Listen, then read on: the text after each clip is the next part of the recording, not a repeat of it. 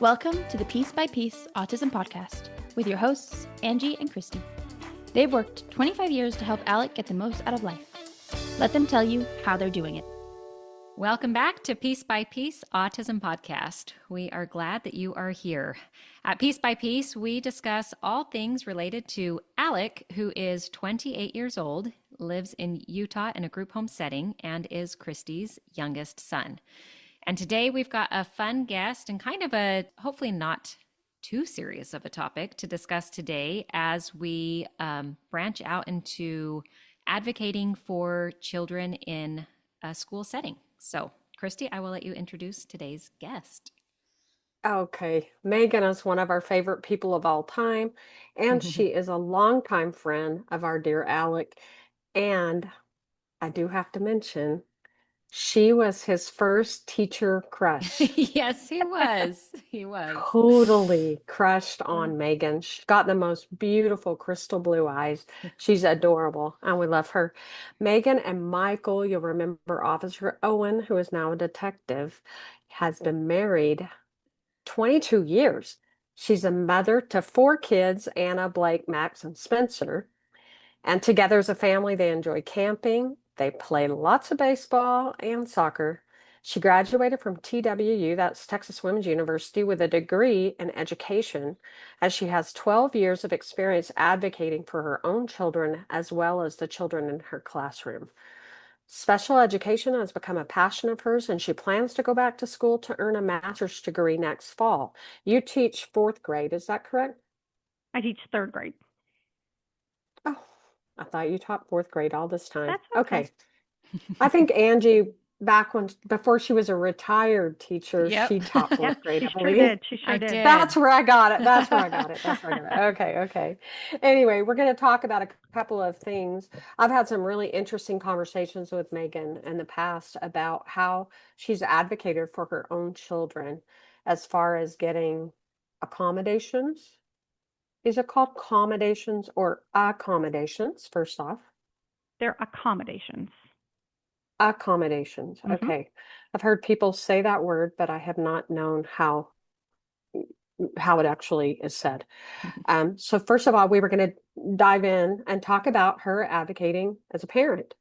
Yeah, I think Megan's perspective is really interesting and unique because she, again, has been a parent to kids with accommodations within the general education classroom setting, as well as being a teacher and seeing how that is actually applied from a teacher's perspective. And it's a lot to juggle. So we're starting first by discussing her experience as she's advocated as a parent. So what did you do with your kids? How did you know that they needed accommodations? Kind of give us some of the background there. What were the beginning signs? Well, I think that it was really important from the get-go with both of my kids who have gone on to get, accommodations in the general education classroom.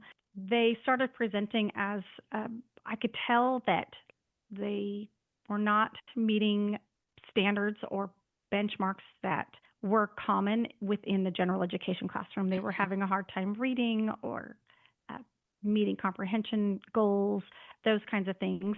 And I was able to, communicate with their teachers, and we were able to, conference back and forth with each other. And they would say to me, we're watching this, we're monitoring this, we're creating goals for them because we are not, we're seeing that they are a little below grade level on this. And it was just a constant progression of, hey, we're going to monitor, we're going to look. They took data. They were really good at keeping me informed as to what it looked like in the classroom. And then from there, we were able to, go through and discuss in parent-teacher conference meetings, and they were able to discuss the data with me and say, look, we've tried X, Y, and Z in the classroom, and these things are not working. We think it is going to be time that we pursue different avenues because what we're doing in the classroom is not filling those gaps like we had hoped it would be.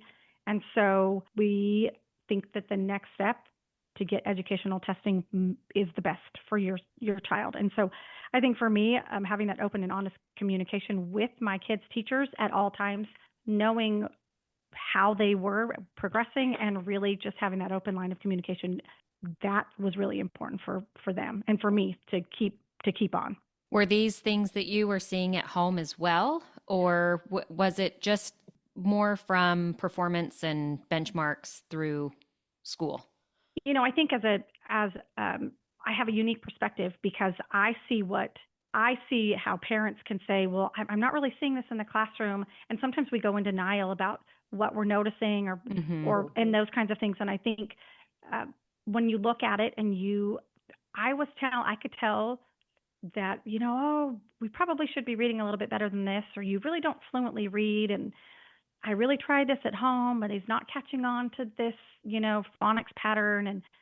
And I could tell that we were getting behind. And I knew for both of my kids, unfortunately, COVID played a huge role in their early educational years. Yes. And so some of those pivotal reading years were interrupted because of COVID. And so they weren't getting that early initial phonics learning and teaching from the get-go. And so we kept trying to do it, and we kept trying to do it, trying to, teach them these things. And at the end of the day, they were being explicitly taught in as a high of a intervention system as would allow in a general education setting, but they weren't able to retain them and transfer that knowledge into on their own. And so at that point, I knew, okay, I know that they're working hard, and I know that their teachers are working as hard as they can.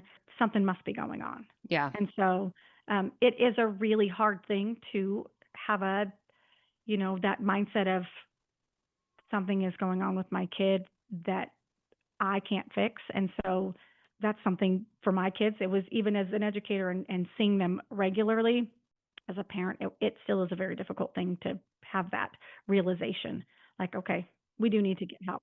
How did you know what was available for your child? Once you found out, okay, we're not hitting benchmarks, so we've got to do something.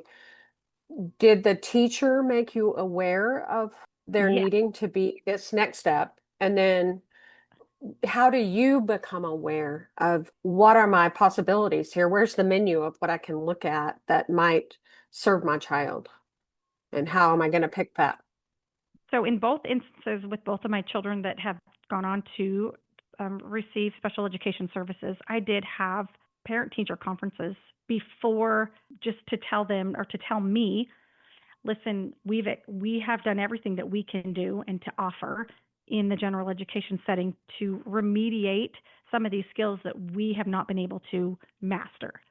And at this point, we've met with other professionals. We have presented all the data. Everything's very much data driven. And they would say that to me, here's all this data and we're trying all these things, and it's just we're not seeing the progress that we would like to see. And we would like to go ahead and test them to see if there's any type of learning disabilities. And for both of my children, that was given to me in that sense. I was told those things. Now, not necessarily in all general education settings does that always happen.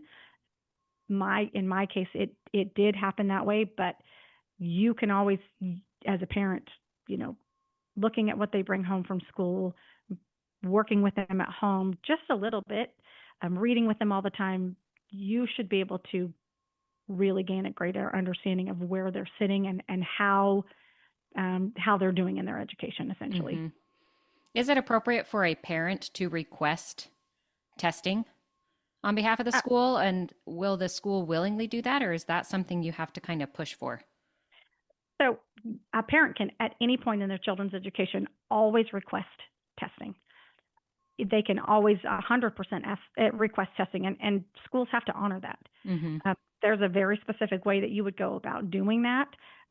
But if you, at any point in any child's education, it happens all the time, where, sometimes in general education, our processes are not necessarily slow, but we have to try this, and then we're going to try this, and then we're going to try this, and then we're going to try this. And sometimes that process can be 6, 8, 9, 12 weeks long, that we have to prove this data. Well, as a parent, if you think, or or if you have an intuition, or you think, you can definitely request that testing.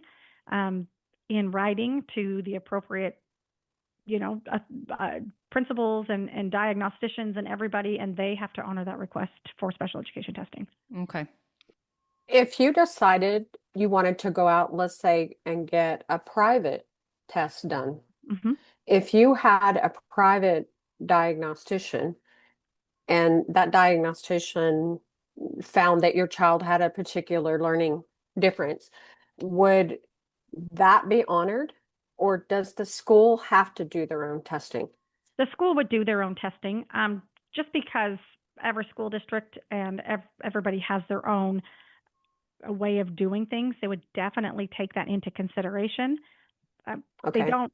I've had a situation where we've not been able to take 100%. This was because they were from a different country and they brought it in. But most of the time, any IEP that's already written, an individualized education plan, that's what an IEP stands for, that comes from a different Yes. state, has to be honored. Mm-hmm. We don't ever start Okay. over. You have a waiting period of a certain amount of days, and then an emergency individualized education plan, like an IEP meeting, is set, and we look at all of the information, so they can go cross state lines 100%. Okay. Okay. So that's how that is. But any kind of data that you can provide is always great. And if you think that your child's not getting an accurate or an adequate diagnosis, it's definitely something that you bring to the table for sure. We love data. Okay. Data is data. We love data. Love data. Mm-hmm. The D word. The D word. D word. So obviously the school, you said, is going to do their own testing, and districts have things different. All of that's grand, but can I, as a parent, rely on the school to do what's best? I think often we say, oh, they're the educators, they're the professionals, so surely they're doing absolutely everything for my child that they possibly need. So I'm just going to go with the flow there. But can I rely on that always? I think that it's awesome to rely on people to do their job. And we trust our kids all the time with educators every single day. But I don't think that as a parent you can advocate and you can't know enough about your child. And I think that the more involved you are and the more understandings that you have about the process, about what everything means, the better outcome your child's going to have. So Mm-hmm. I think that you can trust school districts to do what the law is allowing, and you can trust that they're going to do everything. However, I think as a parent, understanding what tests are being done and then doing your own homework and making sure that you are aware of every single part of what's happening, ask all the questions, do your own research, advocate for your kids as much as possible. I don't think that you could do that. I think that what I was going to say is I don't think that you can do that enough. Mm-hmm. I think the more involvement that you have as a parent, the better off your child's going to be. Do you have any examples of like what the school offered your children and what you pushed back and got more of because you had done the homework and you knew that maybe the school is offering up the bare minimum, right? They're saying, oh, this will be easy to implement because this is what we have in place, or support systems and teachers that we have in place. And you said, no, we can actually level up and I can fight a little bit more. And you have to give me that. You have to give me more, even though it's not easy. For sure. I think for one of my kiddos, Spencer, he has a terrible dyslexia. Reading is really, really hard for him. And he was able to, starting at a young age from first grade, he started the Take Flight program, which is an amazing program that's, done through Scottish Rite. And he's had amazing, he made amazing progress. And he got through all of his books, and he was in the end of third grade, kind of first to fourth grade, and they were ready to say, hey, listen, he's done with this program and he's ready to graduate. And I said, awesome. Can I see the data? And they showed me the data and I saw the great growth that he had. However, he was still very much below grade level on his reading. And I was not okay with that. I said, I love that he has made a lot of great growth, but he is not ready to graduate from any type of dyslexia program. He needs more. And I had to advocate to get him more, a different type of dyslexia program. And, you know, it was a back and forth and a back and forth. And ultimately, probably one of the best decisions that was ever made for him, because the growth that he made from the time he started that second program until he's actually going to graduate from that program. He's been in it for probably 2.5 years, is phenomenal. And so do I think that he made growth at the end of that program? 100%. He did he made amazing growth. I wasn't happy with leaving him and stopping there because he was still below grade level. And so I had to advocate for more. I'm grateful for this, but I need a little bit more. And, you know, we had to go back and forth. And at the end of the day, we, you know, as a committee, we made a decision to continue on with a different program, and the growth that he made was even more than it was. So I think that for us, that was the best choice for us, even though the, you know, professionals said, hey, listen, we're done. We're good. We're done. We said, you know, we're here, but I wasn't happy with stopping there. I knew that we had more growth to be made. So. Yeah, that's great. You mentioned Scottish Rite. Is that administered, their programs are administered through the public education system? So Scottish Rite, Take Flight, and I would have to look it up real quickly to make sure I'm speaking correctly. Take Flight is a program that that trains teachers through Scottish Rite. And so I could go and get, if you had a child that, let's say, was not in the general education or in the public education system, and you could go to Scottish Rite and get your child tested for dyslexia through Scottish Rite. And they would, and they have this Take Flight program. Our school district just chooses that Take Flight program. A lot of public school systems choose that Take Flight program as their main dyslexia intervention program. Okay. Got it. What other possible roadblocks would you say you had to watch out for as a parent advocating for your children? In advocating for my kids, just like everything that I was saying, I think making sure that I was staying up to date and understanding every single accommodation that was being offered to either one of my kiddos that received these services, making sure that they were being effectively implemented every day in the general education setting, understanding what those looked like, and making sure that, and what I mean by that is, you know, we have in education, we give students accommodations so that we can level the playing field. So if we notice that Spencer has a hard time, struggles with reading, we will provide an accommodation like oral administration where he gets things read aloud to him, and that's supposed to level the playing field so that he can be at a level playing field with his peers that are his age. Right. And so a general education teacher has to offer that and has to give that to him in all of his assignments and assessments. And I have to make sure that as a teacher, or as a parent, always asking, did you get your oral administration on this test? Did you get a copy of your notes? Did you get a copy of, I'm not checking up on the school. I'm making sure that the accommodations as written in his IEP are being delivered to him so that I can make sure that I keep my own data, because I don't want to over accommodate Spencer, but I also want to make sure that if he's still struggling, then that's obviously not working. So I have to keep my own data. I think it's great that the school does it, but I like to know for myself.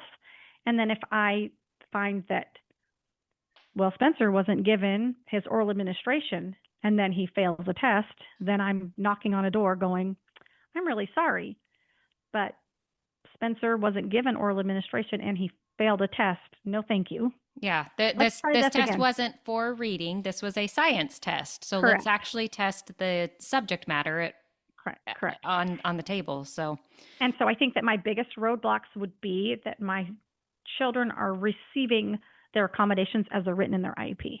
yeah. And just a constant checkup and making sure that that's being done. And it's a lot of kids. My children have 8 different teachers every day, and I understand that teachers are human. I live in that world all the time, but it's also my kid, and I have to advocate for him. I'm his, at the end of the day, I'm his only advocate in my mind. Yeah, absolutely. Back in the day, whenever I was considering how to educate Alec, my severely autistic, non-verbal son, I was told that I would have to hire an attorney to get him the services that he would need to be able to get through life. Would you speak to that? And nowadays, do you have to get an advocate? Do you have to get an attorney? I think that an advocate and an attorney can be helpful if you feel like your child is not receiving the things or receiving the services as written in an IEP. I also think an advocate can be helpful if you don't understand what the services are and how they can help your student. And so Okay. if you're unsure if they have this diagnosis, and this, Spencer doesn't just have dyslexia. He has other, diagnoses that go along with that. Understanding what accommodations can help, level that playing field. But if you feel like you are not getting a good representation through your special education, then an advocate could be a way that they would go in and make sure that every accommodation that your child could get is being offered to them. Okay. All right. Would it be noteworthy to say, like I had this struggle with Jackson, he was given accommodations and the teachers would offer it and he refused them. Oh, I have something to say about that. Because at some point, the kids, like, it's like, we told him he could use his headphones and he didn't want to use the headphones because they were so uncomfortable and they gave him a headache. But he couldn't bring in his own headphones, so he just didn't. And in his case, it wasn't something that I cared to fight because it didn't change the outcome and he didn't have to have that. But kids don't want to look different. They don't want to be called out. 100%. That is important. When they have to be pulled into a small group and be read a test, or if they have to put on the headphones, or if they have to step outside, or have somebody else come in and give them these supports, they look different in the classroom. Correct. And kids kind of fight that. So have you had that experience where you've had to say, mother knows best or teacher knows best, and this is what we're doing to give you that support? 100%. So I think that as my children have gotten older, that I am very open and honest with my personal children about what their accommodations are, because they have to advocate for themselves at some point. Yeah. And there are going to be educators that don't provide their accommodations. And they are going to have to say, I'm supposed to get ... Right. At some point. I write in their IEP very specifically, I take out at student request. That's not an option for my kids, because a lot of times when they get older, they will say oral administration upon student request or small group upon student request. And that's off the table for my children, because I know as a parent that they do best with those. And if you give them the option, they don't want to look different. But if you make my kid ask for it, he's going to say no because he doesn't want to look different. Does that make sense? Yeah. And so I definitely am very strategic when I have those accommodations written in an IEP that I take out the wording at student request. I refuse that. Yeah. And I had to do it at the last IEP. I'm like, nope, take that out. He is a 12-year-old boy and he knows he needs it, but he doesn't want to look different. You need to provide this to him and he's just going to go do it. We talk about every year before his IEP meeting, we look at it together and we say, is this working for you? What do you think about this? And I always talk about Spencer because Max just goes along and does whatever I tell him to do. But bless Max's heart. Max's heart. But Spencer will say, Mama, I don't think I need this. And I'll say, well, explain to me why you don't think that you need this. And he'll say, well, I don't need this because of this, or I don't need to. And I'm very aware of that with him because the goal is to wean off the accommodations so that he can be as independent as possible. Mm-hmm. And so, but am very, very, very passionate about my children not having to ask for an accommodation. I don't want them to ask.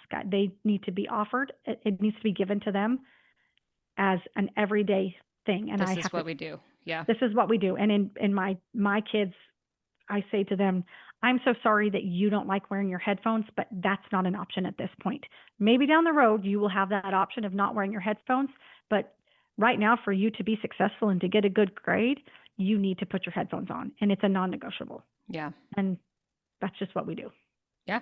At what point, if at all, do children go into what's called the ARD meeting? And I don't know what the ARD meeting stands for. I'm sorry. I don't know what that acronym stands for. Maybe you could tell us that.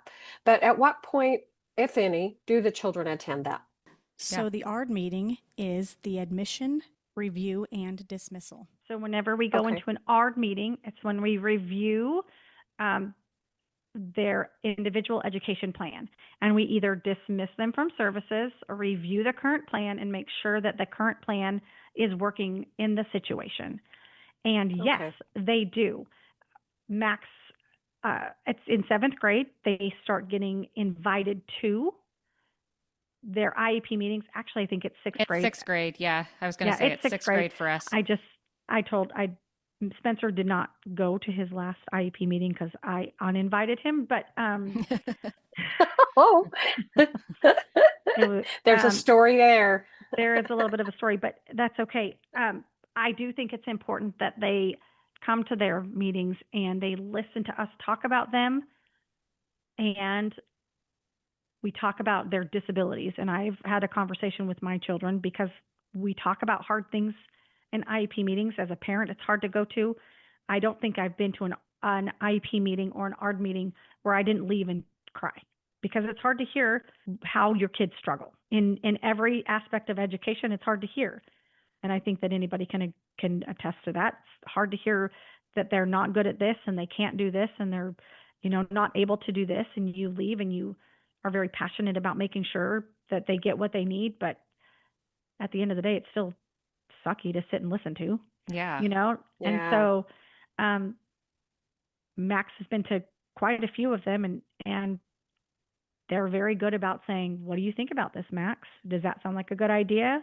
Do you think that you need this? They're very good about learning to advocate for themselves or what they feel like they need.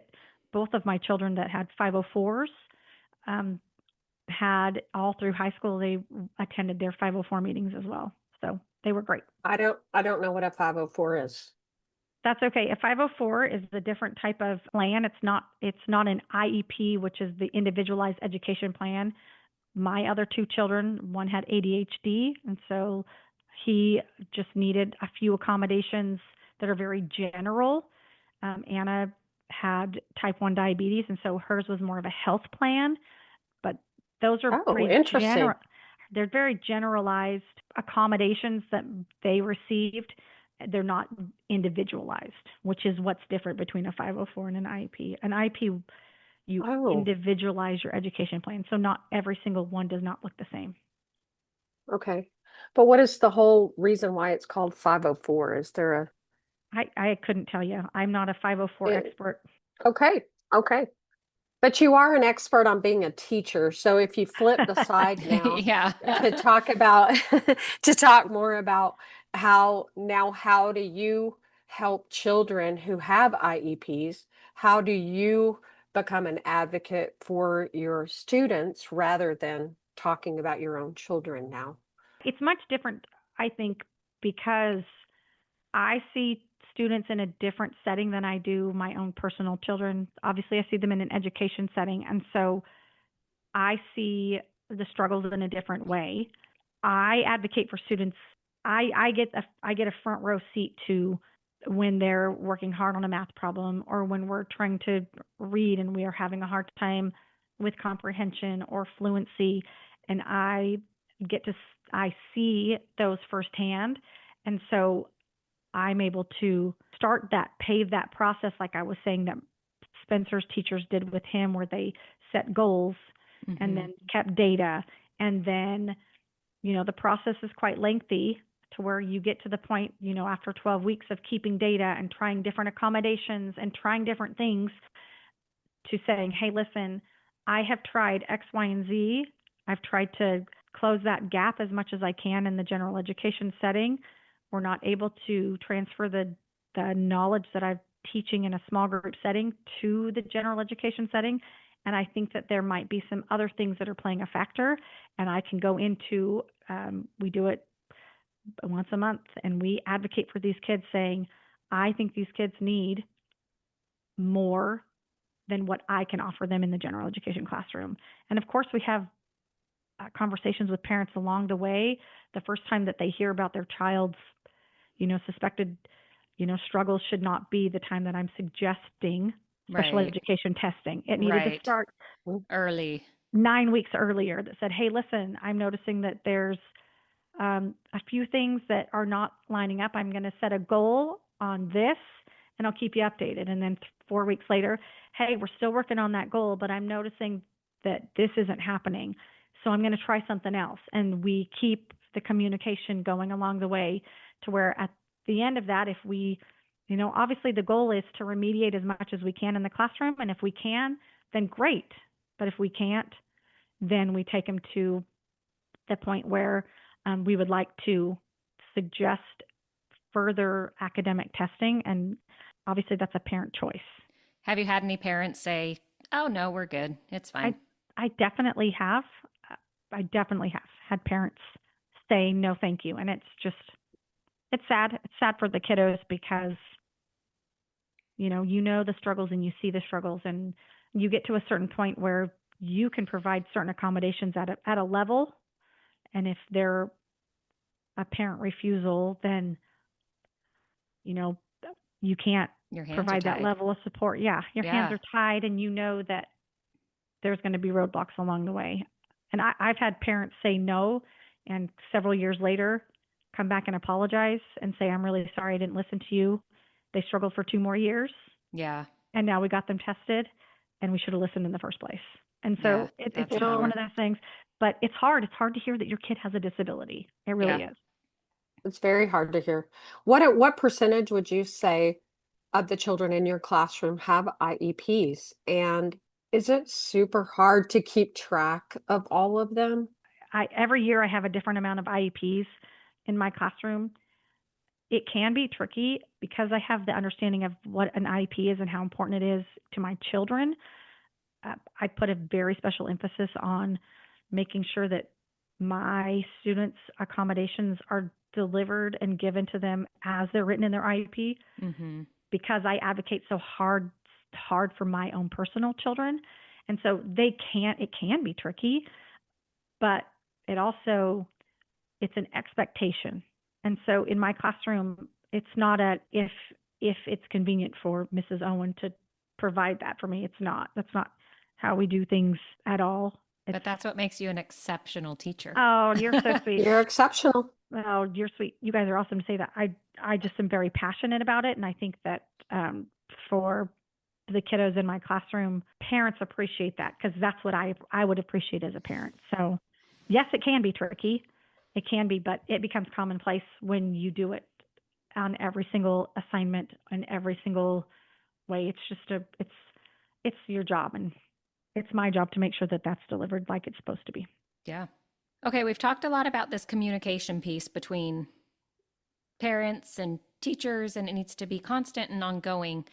How do you suggest parents approach teachers in regards to special ed or requests, or if they're seeing something, like what do you as a teacher appreciate that communication look like?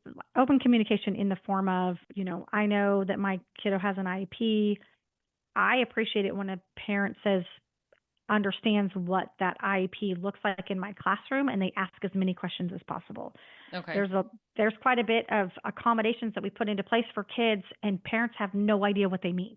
And so I think, we try in that annual meeting that we have with parents, we get to have an IEP, that individual education plan meeting, once a calendar year, and we go over all of those accommodations. But I think it's really important in those meetings to tell and show parents what that looks like in my classroom. So if a kiddo has, I don't know, the 120s chart for math, what does that look like in my classroom? And then how do we implement that? And so that looks different in every different classroom, but I think just the use of that, I like to document the use of my accommodations in everything that we do. I write down on all homework assignments that go home what accommodations were used, so that the parents can see that I use that accommodation. Anytime we take a grade, I put it in the grade system, every accommodation that I use, so that parents can see what I've used, and it can be used as data. It's my data. It's data. If they know that they got a 55 on that, and I use the 120s chart and I continuously use it, then that 120 chart is not working. Yeah. What now? What's 120 start? It's a chart that we use. Sorry, I don't know all this stuff. It's okay. When students have a hard time with math computation, adding and subtracting, multiplying and dividing, there's a chart. It's literally from 1 to 120. And we teach them how to add using it. And so when we have noted a basic math computation disability, which that's a disability that students can have, and we say, well, here, I know that sometimes it's hard to do 9 plus 5 in your head. Without so I'm going to give visual. you without the visual. It's like a visual, it's a supplemental aid. Then we teach them how to use it. And it's a very successful tool that we use. So and it's like a modern day abacus. There you go, Christy. I love that. There we go. It's a modern day girls. But if I can provide that accommodation to them, and it can take that, basic math issue away, then great. Those accommodations. And then they can use them again on the dreaded STAR test, right? Those are accommodations that they can use on the STAR test. So if I use that every single day in my math and they're using it effectively, then we can see that it's working. Yeah. And if I tell parents those things, then that's great. All right. So we've covered a lot of ground here, both as a parent advocating for your children, as well as a teacher advocating for students and supporting parents in the classroom setting. But if you could boil it down to your 3 tips for parents to get the best for their children in a public school setting, what would those 3 bullets be? I think in everything, general education, special education, getting involved in your child's education from the get-go is your most important part of being a parent who is in the know. Mm-hmm. Understanding what your child is doing every day in school, understanding what their homework looks like, making sure you read all your teacher emails. I was going to say, does that mean I have to actually read all 45 emails? I know, it's so hard. All 45. You have to read them all. Okay. All 45. Okay.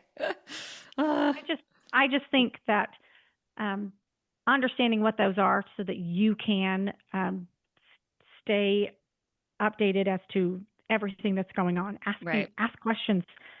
Teachers want you to be in the know. They don't want you to be surprised. They want to, most teachers should over communicate.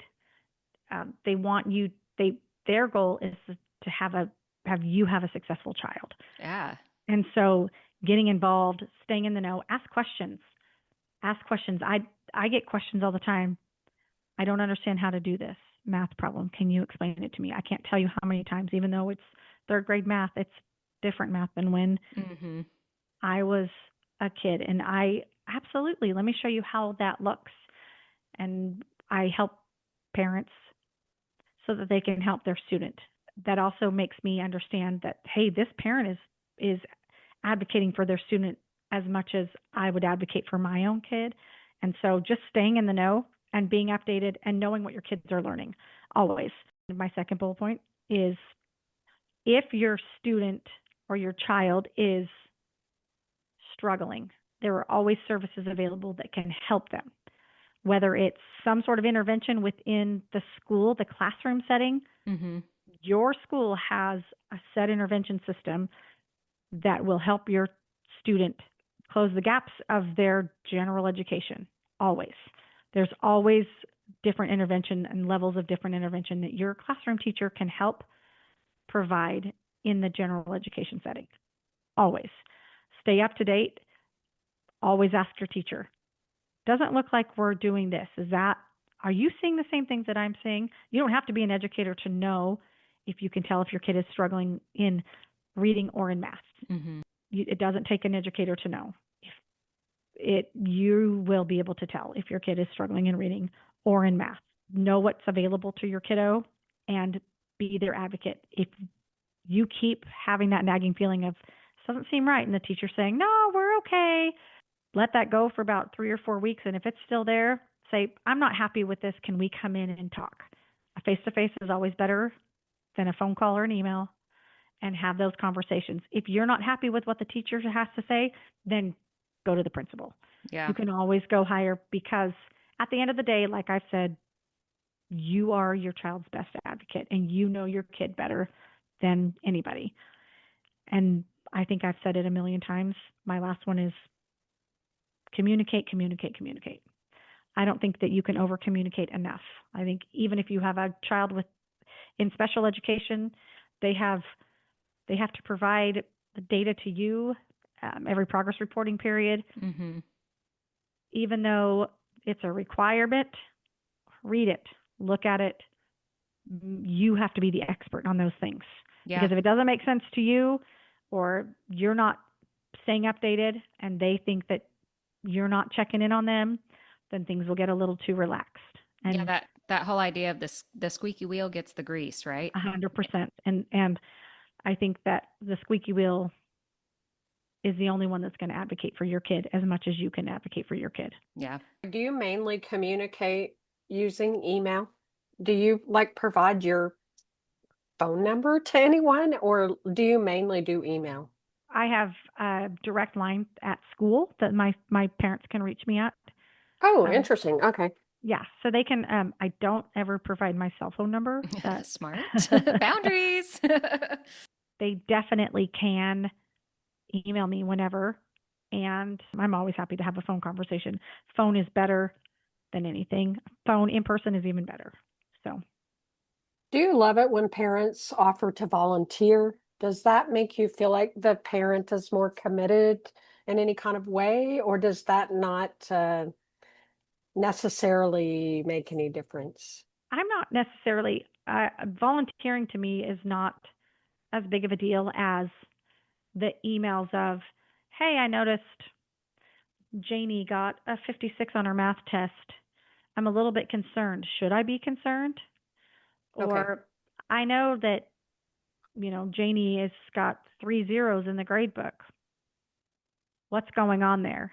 Those are way more important than volunteering, in my opinion, because that's much more specific. Okay. I was just curious about that. We really appreciate you joining us today, Megan. You are just a wealth of knowledge. Every time I talk to you, I learn something new. And I really, really, really appreciate you coming and taking the time to do this because we know you're a busy mother and a busy educator. And now you're going to be going to get a master's degree. You're going to get so smart. So exciting. Anyway, Thanks for thank you joining for us, being Megan. here. Thank you for having me. I really enjoyed it. Well, that is a wrap for today's episode of Piece by Piece. We love that you're here and hope that you will help us spread the word and share the show. You can find us on Instagram and Facebook at Piece by Piece Autism Podcast. That's PIECE, Piece by Piece Autism Podcast. We'll talk to you next time. Bye. Bye.